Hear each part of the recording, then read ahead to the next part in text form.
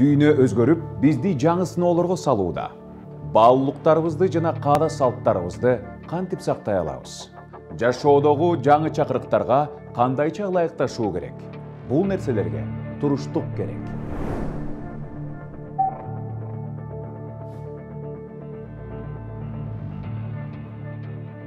Амансыңарбы достор. Бул туруштук берүүсү алдыдагы 25 мүнөт кызыктуу жана керектүү болот. Биз менен болуңуздар.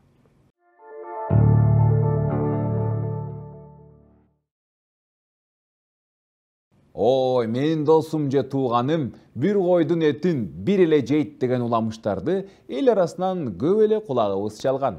Чыны менен боруктун этин жеп туруп, муздак сууга жатып, сиңиргенде суунун үстүнө май калкып чыгат экен дешип, бүйүр кызыткан сөздөр менен таң калтырып, соргоктукту ашкерелеп, сугалактыкты баатыр көрсөтөбүз. Тойлор үчүн аянбайбыз. Дастаркон үстүн жайнатып, жатаарда эт тартабыз. Анан салмак кошуп, толуп баштасак, аз кайгыны аш басат, кеп кайгыны дос басат деп кутулабыз. Ачынында ашыкча салмак кайгынын жоктугунан эмес, туура эмес тамактануудан. Биз ченемден ашык тамактанабыз. Жегенибиз майлуу эт, камыр, таттуу токоч, боорсок. Кыскасы, организмди болушунча кыйнайбыз. Ар бир 5-чи кыргызстандык семирүүдөн жапа чегип жаткандыгын билесизби? Ал эми ар бир 3-чү адамда ашыкча салмак. Баары тең сонун келбеттин артынан сая түшүшү керек дегеним жок. Ашыкча салмак демек кыргызстандыктар туура эмес тамактанып жатат дегенди билдирет. Анткени тамагаш, туура эмес жашоо образы, суу жана абанын сапаты көптөгөн жугуштуу эмес оорулардын себеби болуп саналат. 2017 жылы Дүйнөлүк саламаттыкты сактоо уюму Кыргызстандын саламаттыкты сактоо министрлигинен алган маалыматына таянып, кыргызстандыктардын өлүмүнүн 80% учурларына жугуштуу эмес оорулар себеп болуп жаткандыгын аныктады. Бул рак, жүрөк кан тамыр оорулары, диабет, астма жана өпкөгө таасир берүүчү өнөкөт респиратордук оорулар. Ден соолукту сатып ала албайбыз. Бул учкул сөздү азыр жакшы түшүнгөндөй болдук. Бирок дагы бир жагдай бар. Ден соолугуңузга кам көрүү бул дары сатып алуу жана дарылануу эмес. Ден соолук биздин адаттардан, тамактануудан, физикалык активдүүлүктөн, сергек жашоо образынан башталат. Чынын айтсак, зыяндуу тамактарды жеп, спорт менен машыкпай жана спирт ичимдиктерин ичкендер коронавирус инфекциясы менен катуу ооруп калуу коркунучу жогору. Биз кантип тамактанабыз? Эмнени өзгөртсөк болот? Тузду азайтуу. Ичин күйсө туз жала дейбиз го? Тузду канчалык көп колдоноорубузду эске алганда, жашоодон түңүлгөндөй эле өзүбүзгө кыянаттык кылат экенбиз. Биз дүйнөдөгү бул жакшы эмес рейтингдин лидерлеринин бири болдук. Ал эми туздун көп болушу көздүн карыгуусуна, ичеги боорго, ал тургай эс тутумга таасир этип, склерозго алып келет. 2010 жылдагы маалыматка ылайык, жүрөк кан тамыр ооруларынан каза болгон бейтаптардын 4-төн биринен көбү тузду көп колдонгондугу себеп болгон. Тузду колдонууну азайтуу керек. Тамашка ашыкча туз кошпоого үйрөнүңүз. Ашыкча туздалган тамак биздин жашообузду кыскартаарын дагы байкабайбыз. Шекерди азайтуу. Ошондой эле шекер колдонууну да чектөө керек. Чоңдор үчүн суткалык норма болжол менен 6 чай кашык шекерди түзөт. Бул көппү? Ооба, биз үчүн чай ичүү өзүнчө эле үй бүлөлүк дастаркон көндүмү болуп калган. 6 чыны чай бул сиздин күнүмдүк шекерге болгон керектөөңүз. Ошондой эле таттууларды, булочкаларды, печеньелерди жейбиз. Шекер таттууларда эле кездешпейт. Дүкөндөн сатып алган нанда, ширелерде, содада, жада калса сүттө бар. Сууну көп ичүү. Сиздин айрым жакындарыңыз чай ордуна суу ичээрин байкагандырсыз. Кайнатылган, муздак, жылуу, бирок жөн гана суу. Суунун балансын сактоо маанилүү. Чоң кишиге күнүнө кеминде 2 литр суу ичүү керек. Көп болсо андан да жакшы. Чайдын ордуна суу ичүү кум шекерди азайтууга жардам берет. Ошондой эле калориясы аз. Майды азайтуу. Дүйнөлүк саламаттыкты сактоо уюму май жегенди азайтууну кеңеш берет. Тамакты куурбастан кайнатып бышырыңыз. Бууга же сууга бышырса да болот. Эт май, ич май, чочко майын жана башка курамында холестерин бар майлуу сүт азыктарын азайтуу керек. Дарыгерлер ооруну жеңилирээк жеңүү үчүн түрдүү рациондогу тамак аш жегенге кеңеш беришет. Алар жашылча, мөмө жемиштер, жаңгактар, сүт азыктары. Ал эми биздин улуттук тамактарыбыз 5 бармак, куурдак, быжы, манты, күлчөтайды алсак, бул жөн гана эт, май, камыр. Жашылча дээрлик жок. Жок дегенде пало үчүн шакарап кошуп бергенди үйрөндүк. Бирок жашылча жемиштерди дагы көбүрөөк жеш керек. Ооба, айрымдар биздин ата-бабаларыбыз деле ушул тамактарды жеп, жакшы эле жашап келбеди беле деши мүмкүн. Бирок алар дайыма кыймылда болушкан. Тоолорго чыгып, оор жумуштарды жасап, ат минип, дыйканчылык менен алектенишкен. Даамдуу жана тоюмдуу тамактарды жакшы көрүп жегенибиз менен ата-бабаларчылап энергия коротпогонубуз семирүүгө алып келүүдө. Демек, ден соолугуңузга жок дегенде жумасына 2,5 сааттан убакыт бөлүшүңүз керек. Башкача айтканда, күн сайын 20-25 мүнөткө чейин дене бойду жибитип туруу организмге эң чоң жардам берет. Ашыкча салмак, спорттук иш-чаралардын жетишсиздиги жүрөктүн ишемиялык оорусуна, экинчи типтеги кант диабетине, ал тургай эмчек жана ичеги рагына алып келет. Адаттарды өзгөртүү керек. Айрым тамак-аштар, тамеки тартуу, алкоголь ичимдиктери, жүрүм-турумубуз бул биздин адаттарыбыз. Бизге алар ыңгайлуу жана жагымдуудай сезилет. Бирок ооруп калсак, өлүмдөн коркконубуздан эле сүйүктүү тамактарыбыздан толугу менен баш тартууга туура келет. Кээде мамлекет да спирт ичимдиктерине жана тамекиге акциздик салыктарды көтөрүү, спортту жайылтуу аракеттери менен жардам бере алат. Аш менен ээси мактанат, баш менен мээси мактанат дегендей, тамактанууңузга жана ден соолугуңузга акылдуулук менен мамиле кылыңыз. Мен Урмат Борченов, бул Туруштук программасы. Сиз көрүп жаткан Туруштук теле долбоору. Бүгүн бизде байланышта Саламаттыкты сактоо министрлигинин Республикалык ден соолукту чыңдоо жана коммуникация борборунун адиси Дүйшөнкулова Марина Касымбаевна. Марина, саламатсызбы? Саламатчылык. Бүгүн туура тамактануу жөнүндө кеп кылып жатабыз. Пандемия маалында айрымдар майлуу тамактарды жеген пайдалуу дешет, айрымдары зыян дешет. Кайсынысы чын?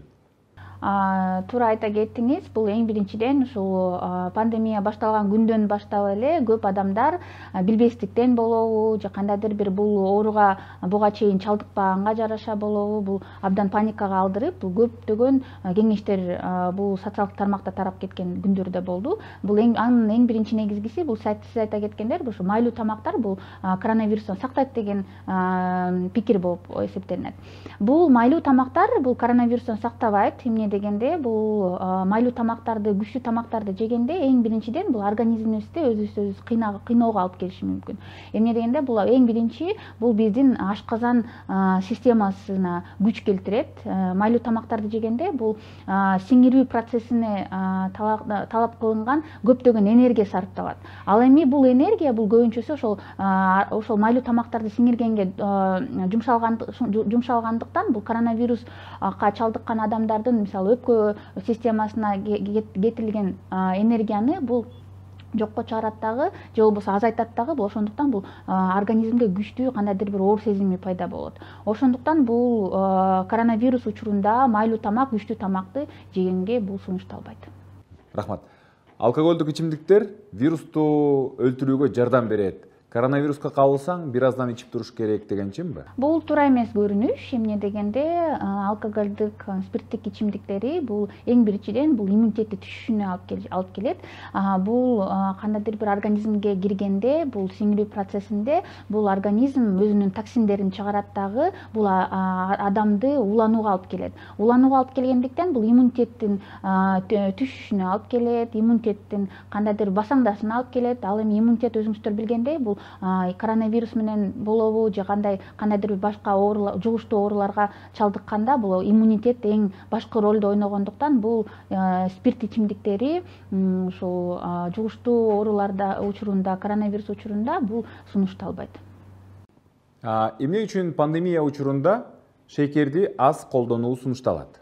Эң биринчиден бул жеке гана пандемия учурунда эмес, бүткүл эле биздин күнүмдүк жашообузда эле бул шекердин көлөмүн кыскартуусу эң жакшы пайдалуусун алып келет. Эмне дегенде бул шекерде эч кандай пайдалуу витаминдер да жок, пайдалуу микроэлементтер да, пайдалуу организмге пайдалуу болгон эч нерсе жок. Эмне дегенде бул шекерди биз жегенде бул сиңирүү процессинде ал деген глюкозага айланып кан басымына барат дагы эң биринчиден кан аркылуу бул эң биринчиден боорго барат. Боор учурунда бул боор болсо аны деген дагы майда заттарга, майда молекулаларга расщепляться эткенде бул эриткенде бул эң биринчи бул боорго күч келет дагы боордун функциясын басаңдатышы мүмкүн. Ал эми боорду басаңдаткан учурда боордун функциясы басаңдагандан кийин бул эң биринчи бул ошол свободный радикалы деп коет глюкозанынчы бул кан аркылуу айланганда бул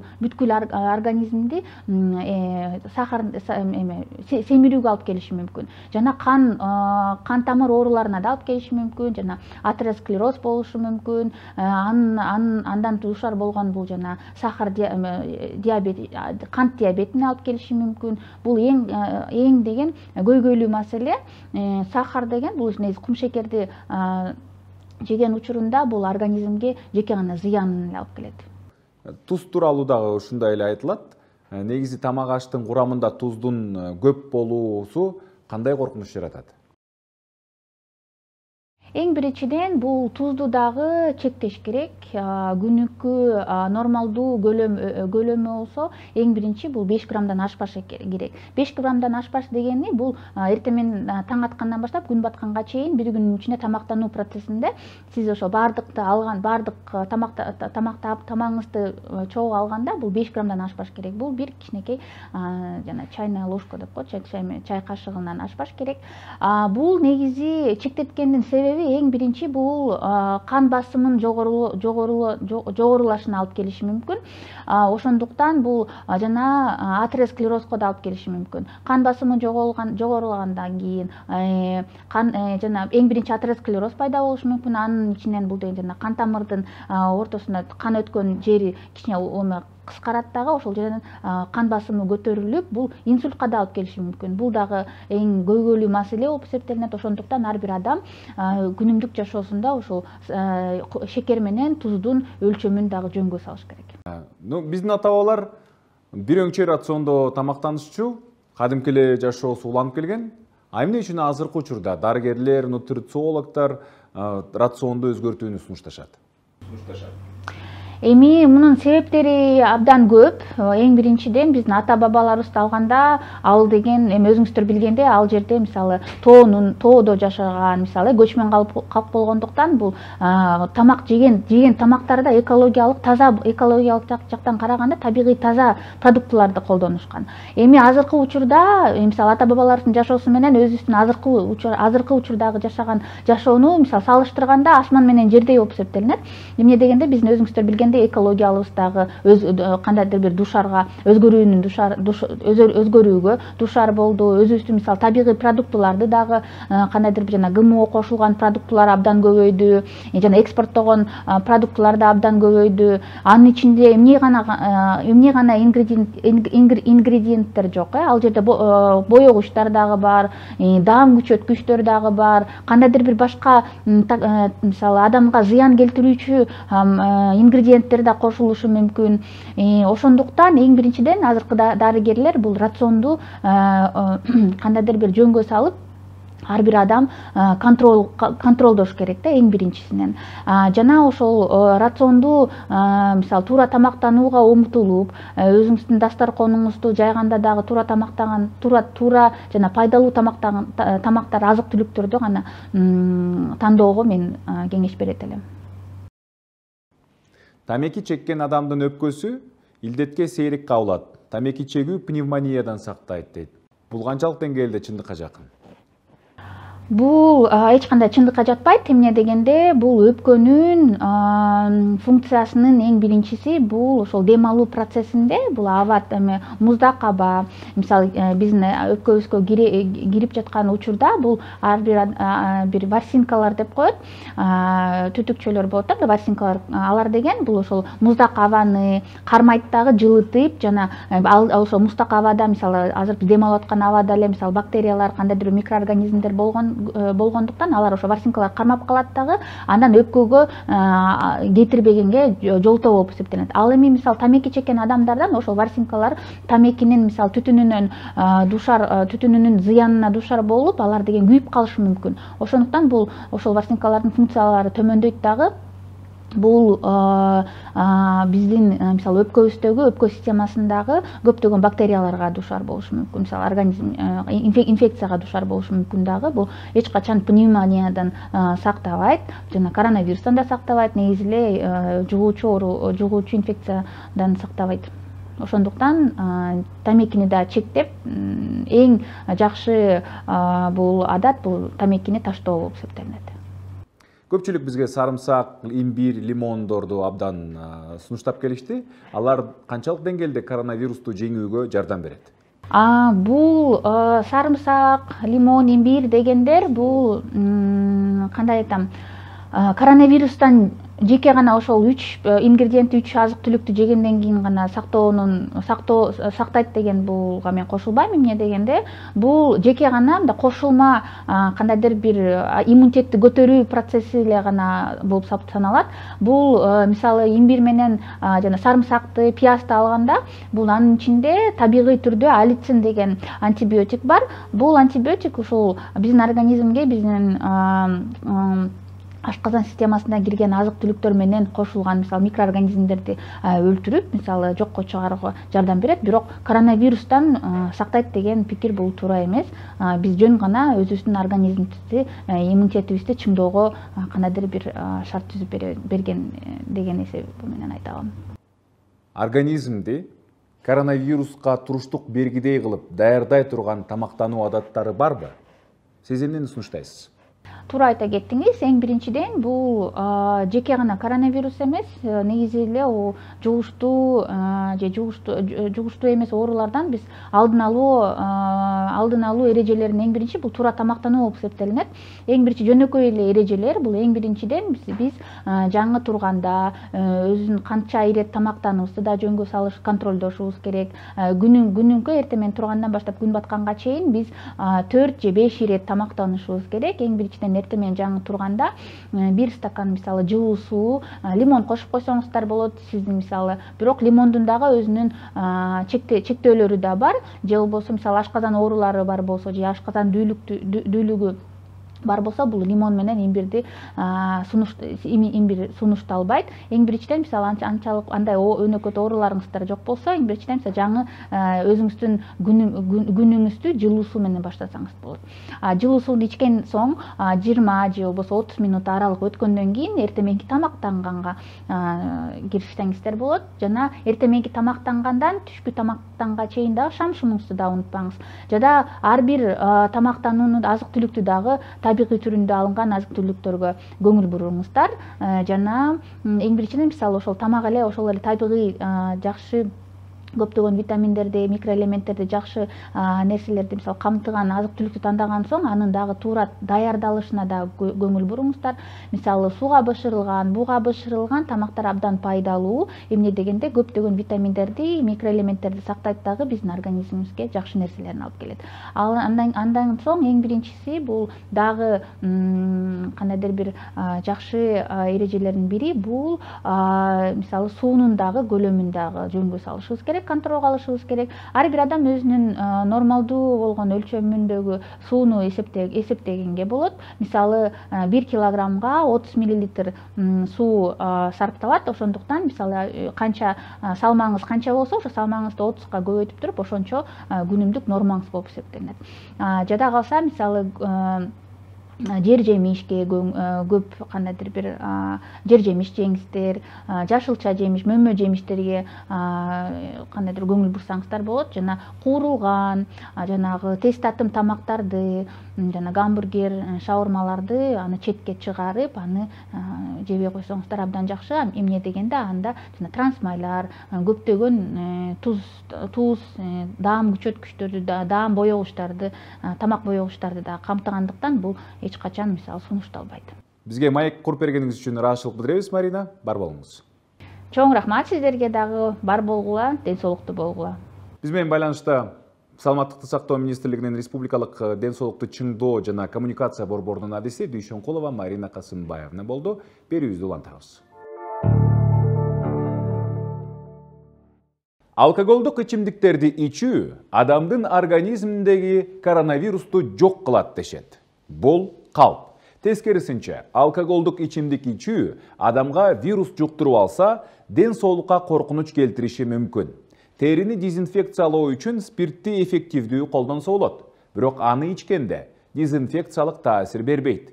Ичкилик ичүү иммунитетти чыңдабайт жана организмдин вируска туруштук берүүсүн жогорулатпайт. Ачуу калемпир, сарымсак, имбир жана чөп чайларын ичүү коронавирусту жок кылууга болот деп уктук. Албетте бул калп. Имбир же сарымсак белгилүү бир микробко каршы касиетке ээ болушу мүмкүн. Бирок жогоруда аталган азыктардын бири дагы коронавирусту өлтүрбөйт. Эгер сиз же сиздин жакындарыңыз коронавируска кабылса, анда сиз элдик табыпчылыкка эмес, дарыгердин көрсөтмөсү боюнча дарыланууңуз керек. Жашылча жемиштерге тийген адамдан коронавирус жугат. Андыктан жашылча жемишти жештен мурун антисептик менен зыянсыздандыруу керек дешет. Бул канчалык деңгээлде чындыкка жакын? Бул жалган. Коронавирус тамак аштын бетинде же анын таңгагында көбөйүп, же жашай албайт. Мөмө жемиштерди кадимкидей эле жууп туруу керек. Жашылча жемиштерди кармоодон мурда колуңузду самындап жууңуз. Андан кийин айрыкча чийкилей жесеңиз, жашылча жемиштерди таза сууга жакшылап жууп, кургактаңыз. Тамак ашка көңүл бөлөлү. Айдан аман, кыштан эсен чыгалы. Оорубаңыз көрүүчүм. Сиз менен Урмат Борченов болдум. Келерки аптада көрүшкөнчө. Дүйнө өзгөрүп, бизди жаңы сыноолорго салууда. Баалуулуктарыбызды жана каада салттарыбызды кантип сактай алабыз? Жашоодогу жаңы чакырыктарга кандайча ылайыкташуу керек? Бул нерселерге туруштук керек.